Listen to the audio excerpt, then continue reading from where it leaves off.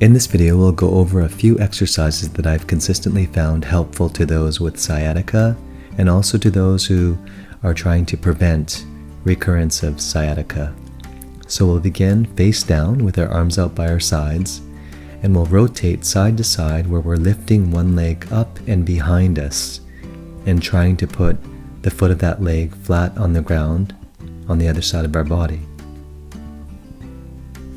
Just from a different angle here to see this exercise. This is excellent for mobilizing the lower lumbar spine, which is the location from which part of the nerves that make up the sciatic nerve come out from. We'll transition to cow-cat, which is one of the best exercises you can do to mobilize your entire spine. So alternating between cow and cat, really trying to take all of your vertebrae through flexion and extension. Again, the goal here is to help ensure that the lower spine, where parts of your sciatic nerve are formed, is well mobilized. Next, we'll lay on our back and we'll take one leg up and place the ankle on the other knee and then rotate both legs down to the ground to that side. We'll use our hands to assist us in creating a deeper stretch through our outer pelvis and lower back. Same thing to the other side. And while holding ourselves in this stretch, we can do tiny pulses if we wish, just from a different angle. This helps to mobilize the lower spine as well as the pelvis. It also helps to stretch out tissues that are involved in and around where the sciatic nerve travels through the pelvis into the lower leg. Next, we'll sit up and do hip swivel and 90-90 exercise work. So swiveling the hips, so one leg is externally rotated and the other is internally rotated, trying to maintain a 90-degree angle in both knees. You can transition to the other side. As you lean forward and do small pulses, you want to keep your core strong. Really feel a good stretch through the hip that's in front of you whenever you're doing this. And in this same position, you can also lift your back leg up while maintaining the 90-degree angle in that knee.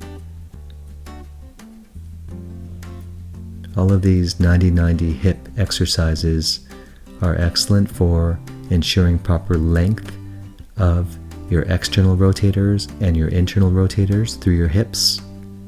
These are muscles that are usually involved where there's any sort of impingement on sciatic nerve fibers.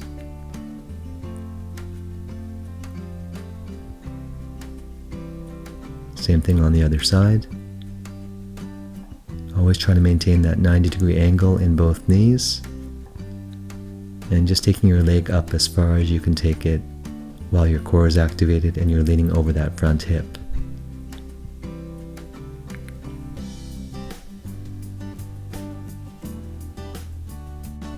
Next, we'll move along to stretching out the posterior chain, mainly the hamstrings and calves.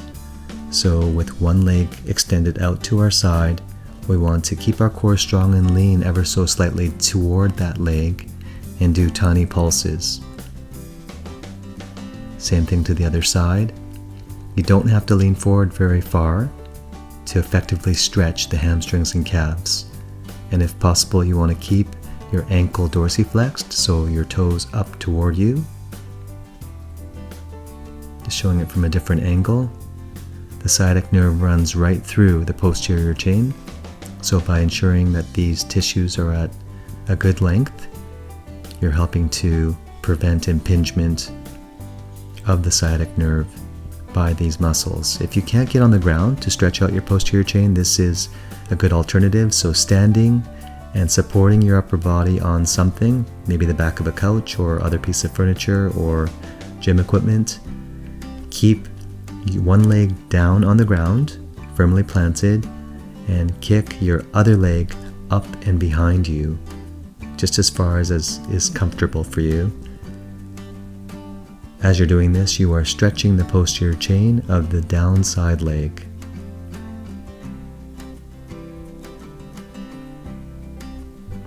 And we'll finish off by foam rolling the key tissues involved. So starting by sitting on the foam roller, tilted to one side, so we're trying to foam roll out the hip rotators of the side that's on the foam roller. The ankle of that leg is up on the knee of the other leg, and just taking several passes through this area.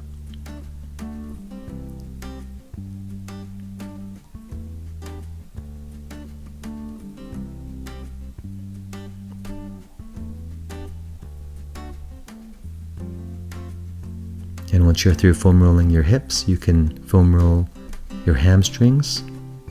So swiveling your hip back and forth to get all of the different fibers involved with your hamstrings. There are 3 different heads that make up your hamstrings.